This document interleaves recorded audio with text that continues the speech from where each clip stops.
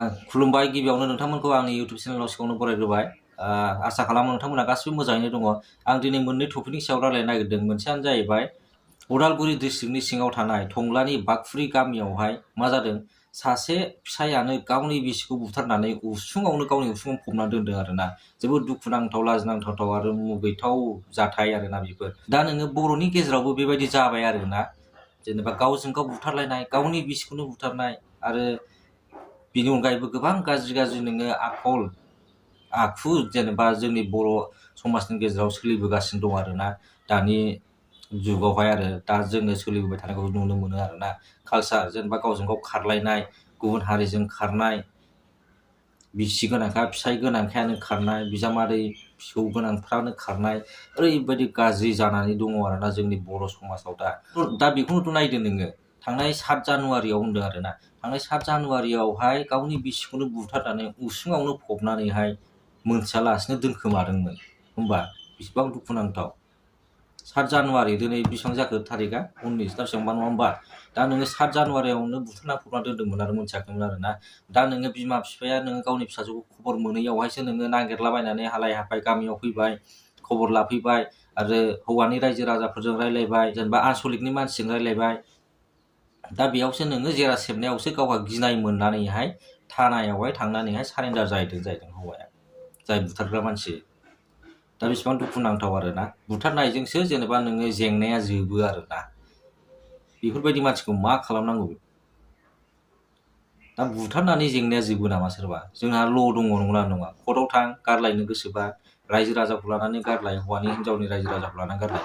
बुथारनानै दि समाधान खालामनांगौ बेथ' नङा, जिबनावबो जानो हाया बियो। जिखुनु जाया बिसिनि हाबाया 5 बोसोर सिगां जादोंमोन आरोना। 5 बोसोर सिगाङावहाय हाबाया जाना थांबाय, ओमफ्राय नै दा बिदि बुथारलायनाय अबस्थायाव सफैबाय आरो। दा ओमफ्राय बिनि गुबै खारना मानो बुथारदों होननानै बुङोबा, रायजो राजाफ्रा होनदों आरोना। रायजो राजाफ्राथ' एसे मोनथियो, नङा होमबा? नांलायनाय खमलायनायफोर जादों खोमालाय सिगांफोर। दा रायजो राजाया होननाय बायदिब्ला बैसोखौ लानानै जादों आरोना दावराव दावसिया। थारमाने हौवानि बैसोआ बिदिनो 30-32नि गेजेरावमोन आरोना। ओमफ्राय हिनजावना बिदिनो 50+ जाबायमोन होननानै गामिनि मानसिफ्रा मोनथिदों आरोना, होनदों। दा जिखुनु जाया बैसोखौ लानानैहाय बिसोरनि गेजेरावहाय दावराव दावसि सोमजिदोंमोन जानो हागौ। बेयावनो बुथारनानै बिदि फबखोमानाय जादों आरोना। दा जोबोद दुखुनांथाव आरो बेफोरबायदि घटनाया। दा रायजो राजाफ्रा हौवानिफ्रायबो हिनजावनिफ्रायबो आरो जा मानसिफोर दंमोन मिटिङाव, बिसोर ज' जानानै डिमान्ड खालामनांगौ थानायावहाय जे थैजासे जेल जाहोनांगौ बेफोरबायदि मानसिखौहाय। थारमाने बुथारनायाथ' नोङो ल'आथ' एखेखा, नंगौना नङा? दा नोङो बिसोर डिमान्ड खालामबाय थानांगोन आरोना थैजासिम जेल जानायनि। नङाबा जोङो बेफोरखौनो कयेक बोसोर जेल जानानै जुदि गफिनोबा आरो बे मानसिया उनावबो बेबायदि खालामगोन। जाय मानसिया मानसि बुयोना, बे मानसिया बुनो लुबैबाय थाखायो, बुफ्लांबाय थाखायो, मिथिबायना? बिनि थाखायनो बे बुथारबायना दिनै सासे, आरो उनावबो बे बुथारखागोन, रागायावहाय बे बुथारफ्लांखागोन।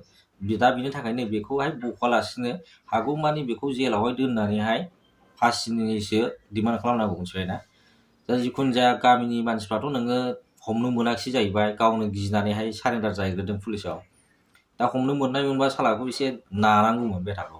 सेकेन्ड आपडेटआनो जाहैबाय, थारमाने फिसाय गोनांखा आरोना। फिसाला दंमोन 4 बोसोरनि।